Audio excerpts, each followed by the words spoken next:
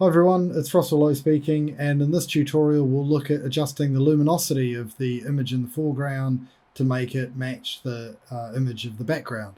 So to begin with, we'll get rid of the color so that we can just focus on the level of light rather than being distracted by how bright or dull the different colors are.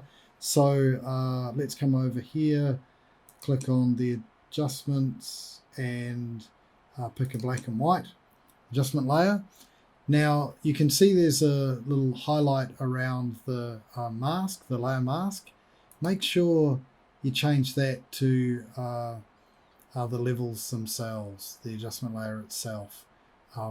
Otherwise you'll get strange results.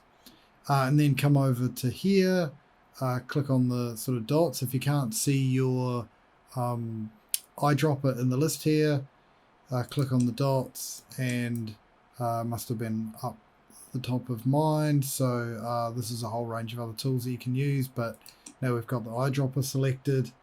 It's looking at all layers, and if I just sort of click here or here, you can see that the swatch is changing. Double click on it to open it up, and where should we put it? Just down here, let's say over here. So H is hue, S saturation, B is brightness. So we're interested in brightness. So if I click on this dark as part of my truck image, it's 4%. So click on the background, that's 2%, that's 7%. So that's 7%. So this is the darkest bit. So the darkest bit of the background is actually darker than the darkest bit of my truck. So my truck needs to be, its luminance levels to be dropped. Now the brightness, the very brightest colors. So in the truck that's 99, almost 100. 99 up here too. It's 99. Let's try this bit. It's 80. So surprisingly, the sky is 98, 99 as well. So it's roughly the same. So maybe I'm a little bit bright, I'm a touch bright, and I'm a touch yeah,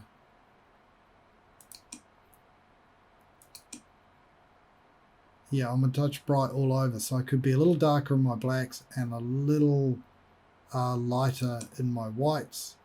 There's 100 and the background is 99. And then in the middle, you'd expect sort of that to be the middle at 71. 75, so they're roughly about the same as well. Okay, so we're a little bright all over. So let's select that layer and add another adjustment layer. This time we'll add a curves adjustment layer. And in this one, instead of looking at everything below it, the background and the Tesla Cybertruck image, I'm just going to clip it using this icon here. So it just affects the layer immediately below. Now I'll get my darks, and I want them to be a little brighter.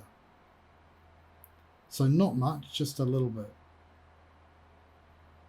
And then my whites, I want to be a little less bright.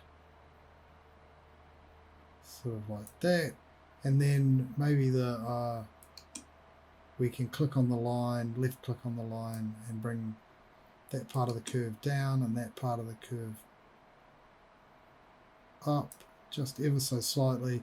This image is very close in terms of its colors.